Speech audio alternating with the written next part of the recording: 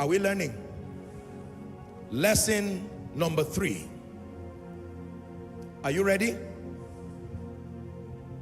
People are not really affected by what happens to them. Listen and then you write.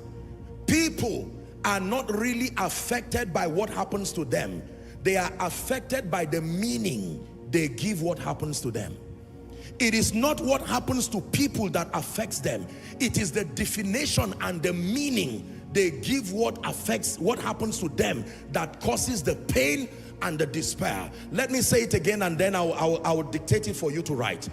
People are not really affected by what happens to them. They are affected by the meaning and the definitions and also the interpretations that they tie to what happens to them. Please look up. Don't worry, you will write.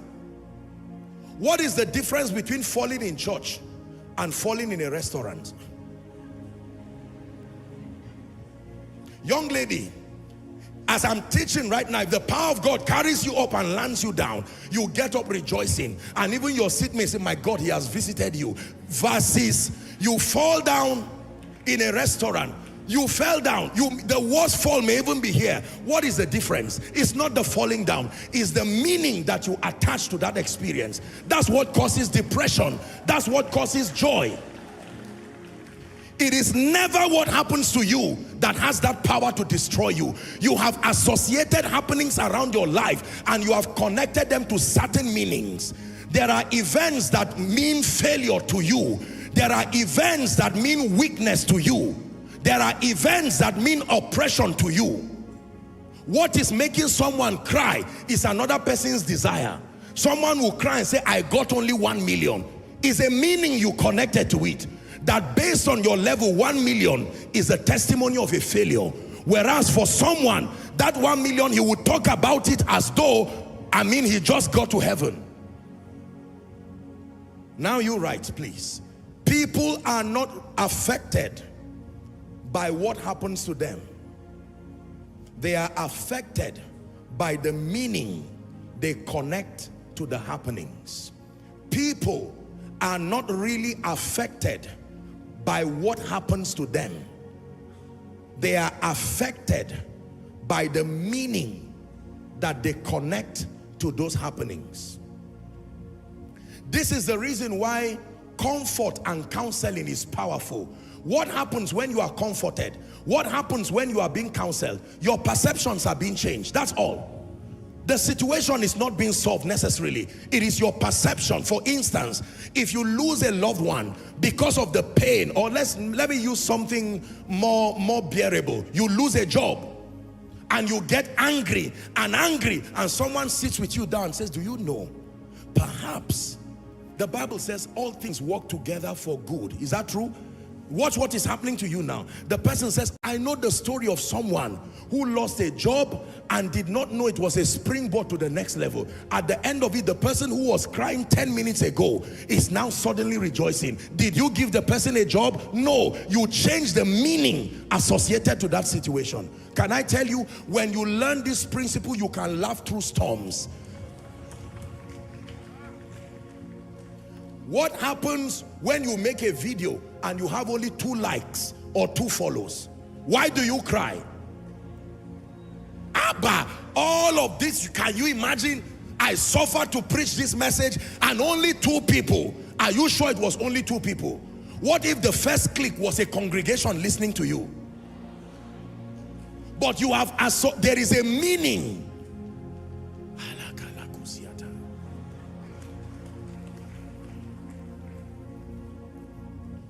People are not really affected by what happens, I assure you. Why do you hate to let people know that your father, with all due respect, maybe is some person doing some menial job, and you lie and call him your uncle? No, that's my uncle. My real father is abroad. Why are you telling that lie? It's not necessarily because you are a bad person. There is a meaning. You feel that when you reveal the true status of your father in that lowly estate, it may affect people's perception about your self-worth, and you will lose your sense of significance. That means a secured believer is one who redefines the meaning that you have associated to many things and with many things in your life. Hallelujah. Are you learning? It is truly not what happens to you that destroys you. I mean, you just called me Joshua Selman, not Apostle Josh. Do you know who I am? What is the meaning of that? Perhaps, maybe from that culture, they feel it's okay to just say Joshua Selman, and you are saying me. You will soon know now that God called me. All that complaint is simply because Apostle was missing? No, it is a meaning you have connected to it. There are people who are so insecure that even if it's a little child that taps your leg and says uncle, they will slap him because they are used to respect. How dare you tap my feet, this little boy? And they slap the boy and say, you don't know who I am. Why will a man pound on his wife, slapping her and saying, do you know I'm older than you? It should be obvious. Why would the woman revenge back and say, you will stay without food this night? And all that drama is happening. Do you know at the end of it is simply that there is an oscillation. They are stinging their ego, and simply because of the meaning. Meaning.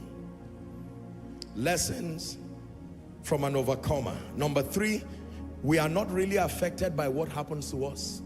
It is the definition and the meaning that we associate. So because of this, meaning and definitions, another word for it is called ego. Ego is an industry. There are businesses that are literally built out of this deficiency in men. Are we together? Yes. If you watch me and I come down from a car and it's a nice Jeep or some Lincoln Navigator or something, like, that's right. But if I come out from maybe a Golf or somewhere, you now say, no, now this should not be. There are people who stand behind aircrafts they have never entered and may never enter soon, and snap in front of it and just say, to God be the glory, I just arrived. Why? Now, I'm not trying to be sarcastic. I'm not trying to be sarcastic, all right? But why do we go through this pressure? Why do we go through all of those kinds of things?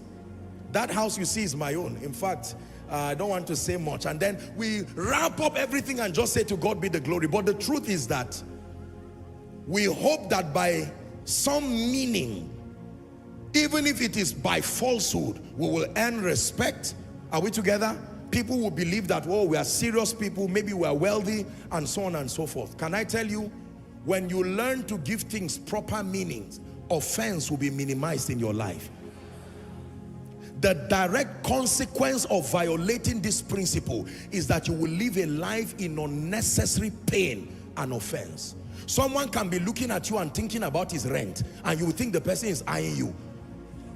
I've noticed that this person is eyeing me, and honestly, the person is just, you know, you can be looking at someone and you are not there.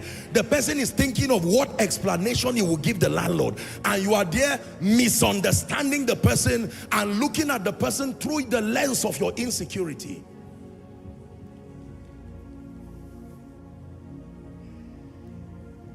Can we do number 4?